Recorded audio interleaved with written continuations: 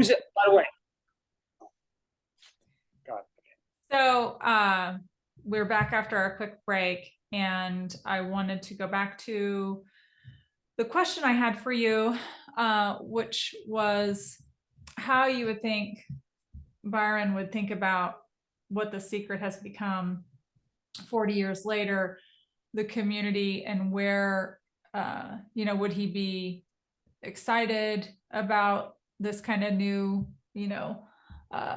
cult kind of following for it? And what do you think he would feel about the community as a whole? Well, first of all, he would probably be ecstatic if it came back to life. Why wouldn't he? It's, Yeah. There are certain movies back in the 40s that were absolutely flops. And then all of a sudden, 10 years later, they become big hits. So Yeah. I think he would have been happy. I know I ran this by Sandy when I asked about selling prints. And she said, of course. She said, I mean, Byron probably would have done a sequel to The Secret if it became this popular. Oh. And then I could have shot digital.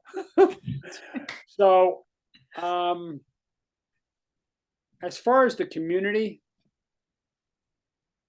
Byron loved people like I do, and I think you do as well. He didn't have really a mean bone in his body. He really didn't. He tried to find good in everybody. I was sort of like that, not probably as much as him, but I think he really would have been happy. I mean, obviously, Byron never really got to know Facebook, but I think to have people talking about where things are buried, where the casket's buried, and why it's buried there, and looking at longitude and latitude and the history part of it and everything, I think he would have loved it, absolutely loved it. But I think he also would have wanted everyone just be friendly with everybody, and it's sort of like a bunch of friends just getting together talking about a book, almost like a book club in a way. Yeah.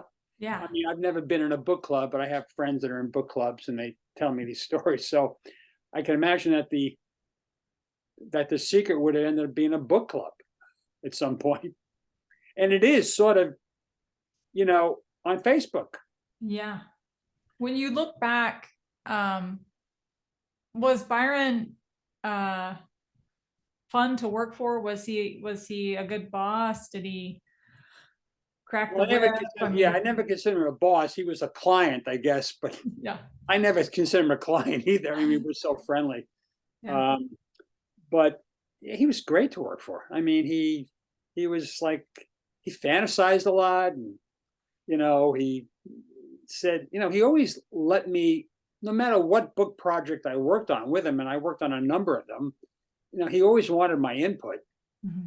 And then he would give me his input. And, sometimes he would say, well, you could do it that way, but can you do it my way as well? Which is what actors do as well in movies. I mean, sometimes an actor will do it his or her way, and then all of a sudden the director said, well, now could you go back to the script and do it the way I want it done? And sometimes the director might say, Brando had a better idea. Maybe he didn't have a better idea.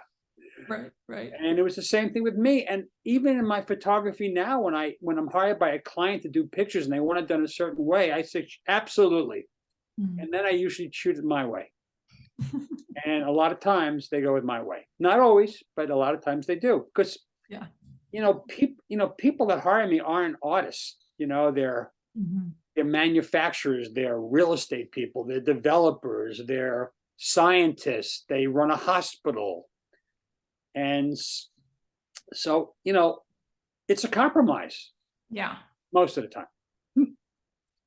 Well, yeah, and it's all in the eye of the artist. And I wanted to kind of see what it felt like to work for him. It was great. I wanted to kind of clear the air for anyone that might have been misinformed about how he was to work for. He was great to work for. I mean, if we went out on a shoot, we always, in the middle of the shoot, we probably usually grab a slice of pizza. Mhm. That was his go-to food. It was probably my go-to food as well. I too. Pizza is probably the biggest thing in the country. I mean, it's Oh, easy to yes. grab a slice on the run. Oh, it Not always is. the healthiest, but it's definitely the best. Very good too, especially New York style. New York style pizza is very good. I've had Mhm. Chicago. It's good. I still put New York ahead of Chicago on pizza, I but will agree. it's just a different type of pizza. It is. It is. Uh, It is different. yeah, but we worked on a lot of different projects together, and it was I never had we never had an argument. I mean, we Did might you? have had a disagreement on how to shoot something, but I don't consider that an argument. I consider that to be a very civilized way of discussing something, Yeah. you know? And I think some of the conversations we've had too in the past, you know, would it be typical of Byron to try to pay for things even out of his own pocket for his artists and creators if he couldn't get the publisher to give over more money? Not so much on this project. There Mhm. were a couple of projects, you know, If he felt the project was like near, and if he felt closer and compelled, I guess, with some things depending upon his passion. yeah, he would definitely want to do more, to help the photography along the way. That's nice. Um, but Also, I think Joellen had made a comment where he had taken her into a toy store and gotten her a couple of wooden toys, which I wooden thought was toys, really yeah, from one of special. So yeah, Byron really had almost a childlike kind of personality and a whimsical personality in that way. I think maybe, would you say the same? absolutely. In fact, he was an adult, but he was a child as well, because I could just tell you this: when he would come over to my house, and my kids were young, Ivan was probably maybe I don't know 9, 10 years old, and Harrison Mhm. was probably 4 or 5. He'd always bring comic books, always, always, always. Occasionally, a couple of toys, and his daughters would come over to our apartment, and they play together, and we did that at his home, his apartment in the city. We did it at his house on Long Island. Um, he loved kids, and he loved hanging out with kids. Because if you think about it, a lot of his books were geared for kids. So what better way to know what they want but to sort of like be a kid, and, Right. and get into their brains a little bit about what they like at the moment when they're young. Yeah. I too, I know there's been some debates where people have said, well, but the secret book isn't really made for kids because it was written by National Lampoon writers. But what I've also found, just from my own kind of study and research, is that the book, while touching on what would have been today's society, which is 1980, which is now 80s ephemera for us because it's been Right, 40 years, right. but I don't feel like the book comes across as inappropriate I don't think so at all. with language No, or no, you know no. that kind of thing. I mean, I think it kind of pokes fun at some of the vices that people have that aren't good for them. Right. Um, I haven't read every bit of the book. In fact, I haven't read a lot of Mhm. the book, but I've skimmed it. And Mhm. Ted Mann and Sean Kelly, they were National Lampoon writers, and they did a Mhm. lot of stuff that it wouldn't be for kids. But in this case, Mhm. I don't think there's anything inappropriate in the book. Yeah. I don't know how. I don't know how much young kids can really get out of it because the writing's pretty difficult in many ways, and Mhm. they might have liked the photographs, but for the photographs, they might have liked the artwork that John and John did, both Johns did, and also Overton Lloyd. Mhm. did some really great stuff as well. He's sort of like forgotten a lot, but Overton Lloyd, very talented artist, very talented. I got to meet him once. That was it. I never got to, that's what I regret, is that Joel and I were friendly for a couple of years when we worked on the book, and we got, we saw each other occasionally because we worked on other projects together. We worked on the Secret of Cats, and we worked on the Beach Boy book together. But I kind of wish we had hung out more together through the years. But such is life, Oh yeah. people Life get kind of takes busy. you. I had a family, and I had to work really hard to, Yeah. make sure my kids had everything they needed. And it's hard to always be working on the same projects It's as very another hard. artist. So It's I mean, very to hard. get that kind of, you'd have to be almost kind of like John Hughes, who takes Anthony Michael Thomas and puts him in every movie, Right, Like, exactly, exactly. you have to be able to have that luxury with working in congruency with each other on every project. So I'm pretty sure that's probably normal to Exactly. wish you could Yeah, have done that. yeah. And I know that and I guess too, when I think about when we look at the book as a whole and we think about Byron's upbringing, fundamentally the way you are raised has a lot to do with who you become, right? Your characteristics of personality and your morals, kind of your ethical thinking. Do you feel that Byron's upbringing of a more conservative Judaism kind of helped guide him with the projects he chose to do and what he would infuse them with? Well, that's a tough question. You know, he was raised well, I could tell you that. His mother was, you know, he was an only child, uh, and she made sure that he was a gentleman. Um, we'd go to meetings. He'd always have on a suit and a tie. Now, of course, it was 1980, and most guys did have suit and ties. But when you work with the artist, I didn't go around in a suit and tie. Yeah. I went around in jeans and a shirt and a sweater or whatever. Yeah. But whenever he went into a meeting, he always had on a tie and a jacket. But he loved taking it off also at the end of the day, and relaxing too. I could tell you that.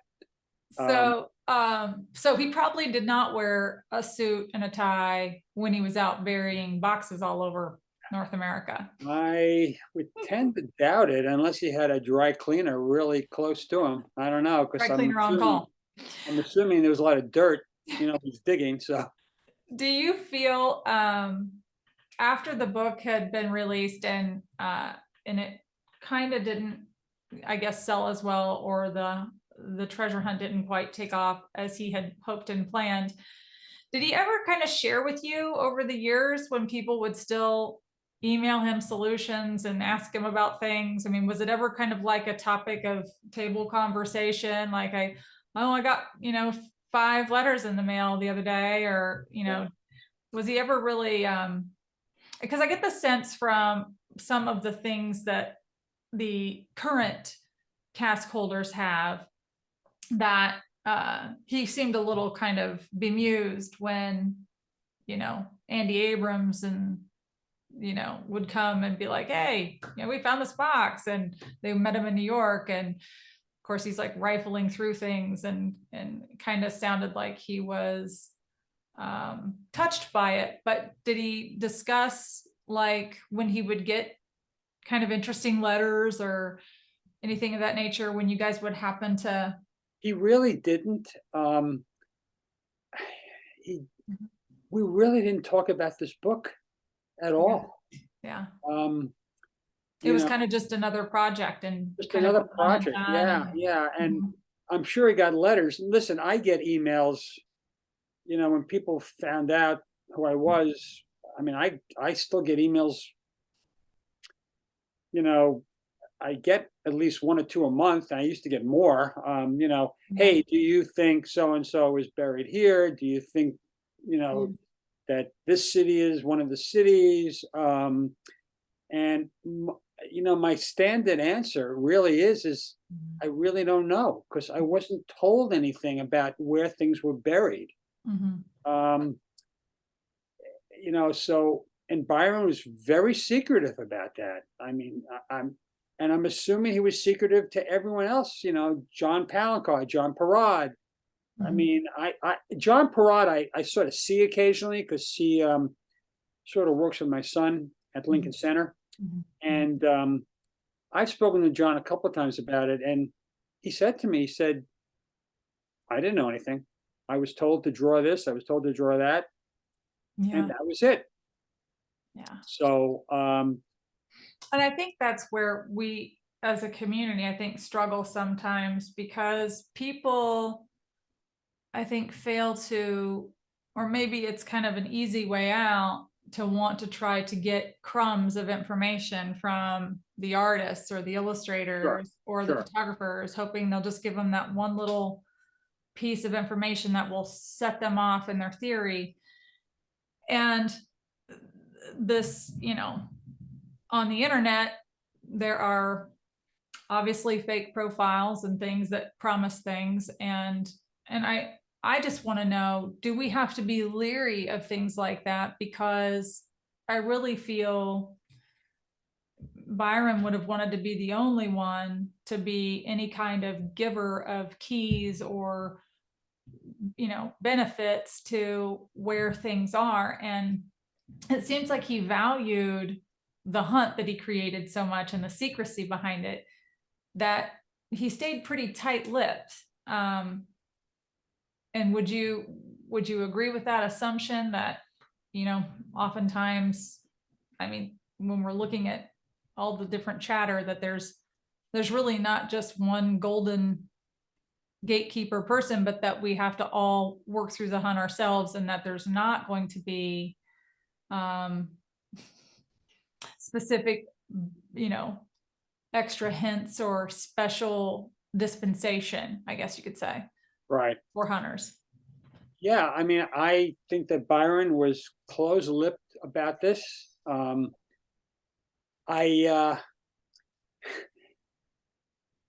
I don't really have much more to say about that because Karen, as I told many many people this many many times, Oh yeah. it's he didn't talk about this after the book came out. He really didn't. Yeah. In fact, I got to tell you, when the first treasure, when the first cast was found, Yeah. I don't think he mentioned it to me for quite a while. I think it might Yeah. have been, "Hey, by the way, Ben, did you know we found someone found one of the casts?" I mean that's crazy. Yeah. Uh, I talked to Andy Abrams about this when I met him Mhm. last year, and because he asked me a lot of questions. Did you know this? Did you know that? And Yeah. he's playing lawyer because Andy's a lawyer. But Yeah. I said, Andy, I just don't know. And he would say, like, but that's That's one of your best one of your friends. best friends. I go, he was a good friend, but he just, He listen, kept it quiet. I guess if you wanted to keep a secret with somebody, maybe Byron Price was the guy to keep a secret with. Because I And know I have friends that I have told things to over the year, and sure enough, they blab it to somebody, so for sure, right? Like, yeah, he yeah, sounds to me to be a really good keeper of secrets. Um and I guess when we think about finding these casks too, some people say, well, what do we do if we're lucky enough to find one? Who do we contact? And I know in some of the newer prints of the book, it talks about reaching out to Brick Tower and sending them photos of whatever they've found right, via email. right. And then would you say that that's probably the best route, or could anyone shoot you an email through your website and say, hey, I saw this too, and you can make sure that it would get to whoever it's supposed to get to, or Joellen? I mean, Okay. So I have an answer here, okay? Because I know there's these counterfeit books that have been made on Amazon. yes. Um, kind of surprised that Amazon allowed that to happen because it's basically a publisher Mhm. Bantam Books, which was the publisher. Though Bantam now does not exist anymore as a publishing house, which is kind of hard to believe. But Yeah, it was bought I, out by I'm, I Penguin, got to right? tell you, Yeah. I can't answer that because I don't know who made these counterfeit books. Mhm. Did Brick Tower make these books? Yeah, I don't. Now, I'm not a lawyer, Mhm. but But we know some, right? right. But yeah, we know some. I have 7 in my family, including my Welcome brother. to the club. But I would think it might be Brick Tower because they probably could legally do it since they now sort of own all that, The Secret and all these other books that were in the bankruptcy. I know very little about the bankruptcy. I know he was going bankrupt, but I really cannot tell you until I'll be honest with you, I forgot the name was even Brick Tower at one point. Mhm. Which But bankruptcy is kind of a scary word in some senses, but not whenever you have like multiple businesses where you're maybe closing sure, one out or sure, consolidating one. And I want to just clarify this for anybody listening or watching, because that's why there are different chapters for different things, 7, 13, 11, the list goes on. And so it's not necessarily a ding per se, but that maybe at the time would have been a better business move if he was moving and transitioning in a different area. right. But sadly, he was tragically passed. And so that would make more sense too for why, Sandy would maybe not want to take on the responsibility of 2 companies if she's already managing her own. So Exactly. I feel like that has to be kind of said on behalf of Byron, because it's, not something of a failure, so to speak, but that now something that had necessitated it. So, I mean, I don't even know when the last cast was found in Boston. Mhm. Uh, did Who did they contact? So Jason Krupat reached out to Josh Gates of Expedition Unknown, who is an awesome guy, by the way. Mhm. Josh.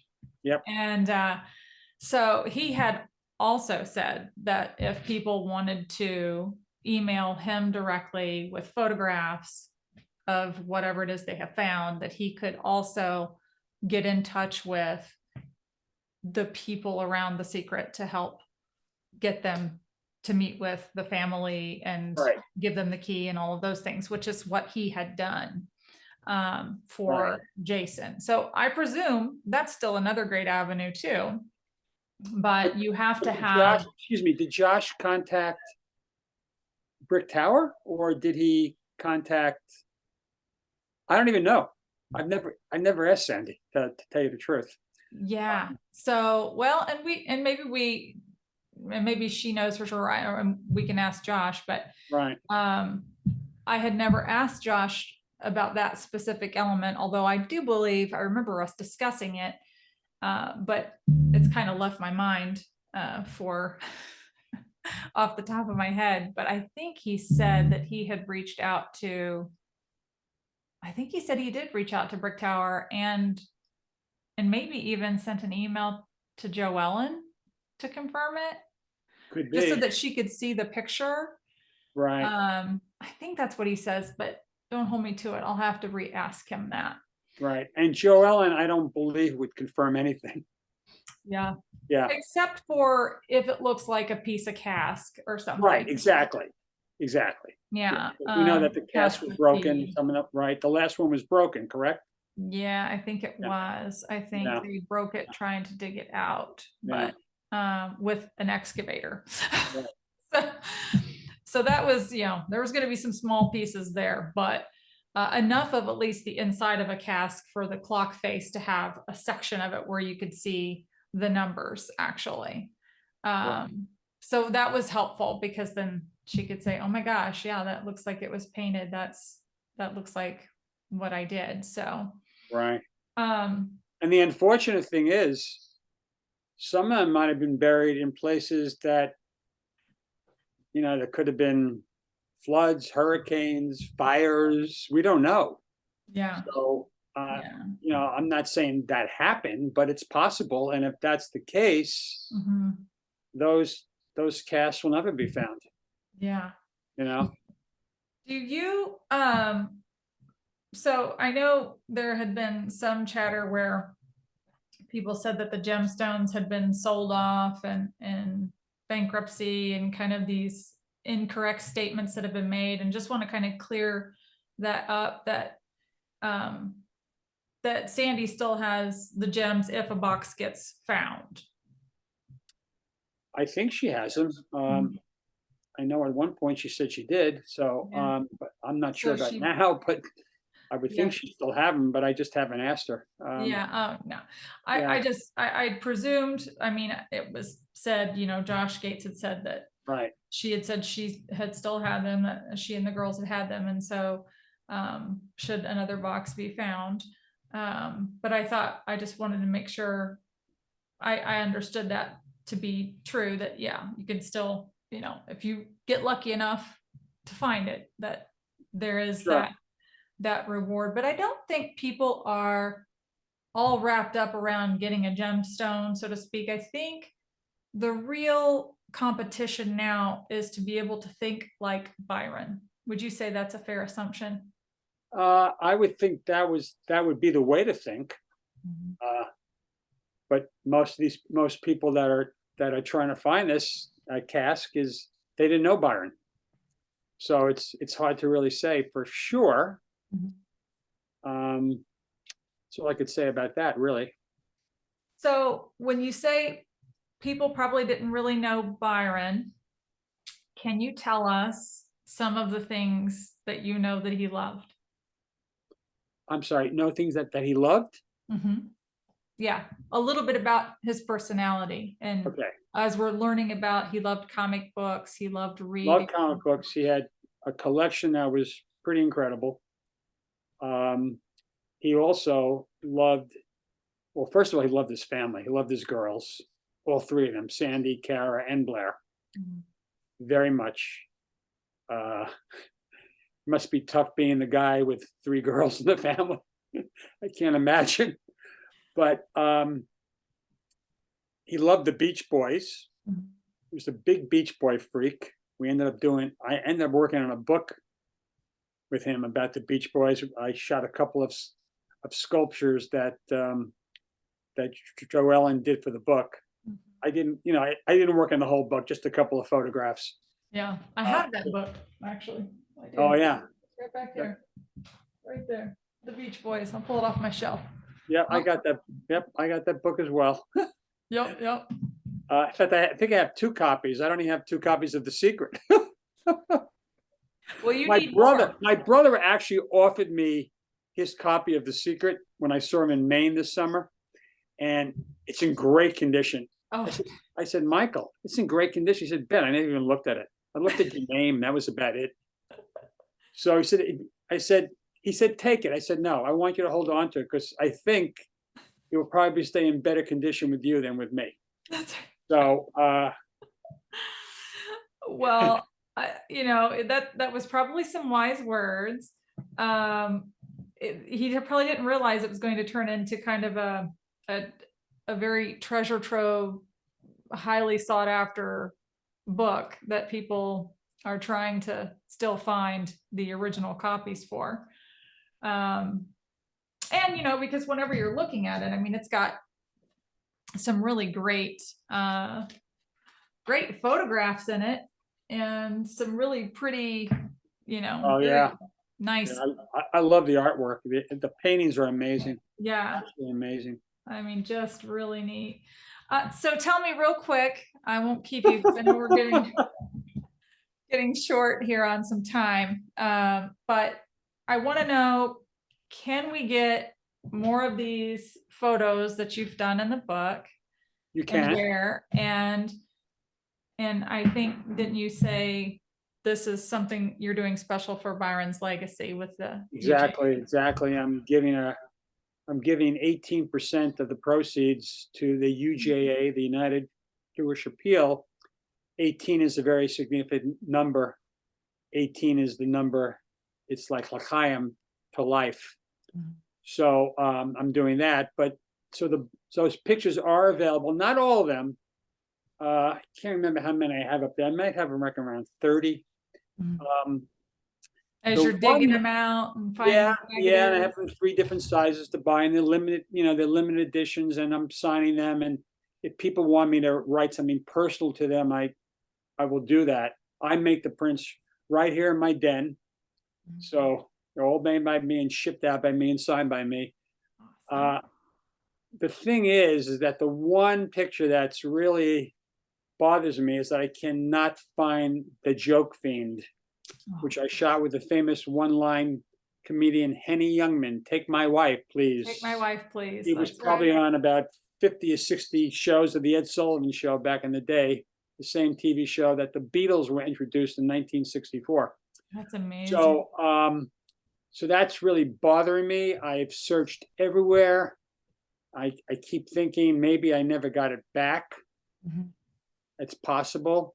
Yeah. I actually think I probably shot that as a 35mm slide, only because Henny Youngman was a celebrity of some, he was pretty well known. He was on Johnny Carson all the time and all these other shows. And I just can't find it. I've looked everywhere. I mean, I've looked in folders that had nothing to do with The Secret. So I'm thinking maybe I never got back that film from Byron, and maybe it's Brick Tower has it. I have no idea. Wow. I That's thought about interesting. contacting Brick Tower. I have not at this point. Well, or even since it was published out of Bantam, Toronto, you could potentially hit up their offices and see if it's in their archives too. That I would be could, kind of that might be an interesting thing to look at as well. yeah. But I won't, we're going to get where I want to talk about. I know I would need to know where I could go get the prints. And then also, when can we have another coffee clutch conversation? Whenever you'd like, as long as I'm not working that day, I think Great. I'm ready to go. So So we need to shop Ben Asen art. right, it's shopart Shop dot art. benasen.com, and just go to the secret photos. It's called it's called the secret photos, and pick out a photo. And if there's any photos I don't have on there, make a request. See if you And can find if it. I have the negative, I'll have it scanned and put it on there. I've had a couple already that I've had to do that with. So so that's it as far as my prints are concerned. I make the prints, I ship them to you, and I'll personally sign them. Be my pleasure. That is such a treat. Well, thank you for taking some time to visit with us today, Ben. Thanks, Karen. And thank you so much for your support. It means a lot. And your friendship, you and Betsy, it's just, and Joellen are very kind people. And we're grateful that you will sit and chat with us about The Secret and about your friend, Byron, and his family. And it's really special. And we can thank Byron for many rabbit holes Yeah. that he has sent us all on. He had a rabbit. Oh, he did? He had a rabbit when he was a kid for a very short time. I think his mother made him get rid of it.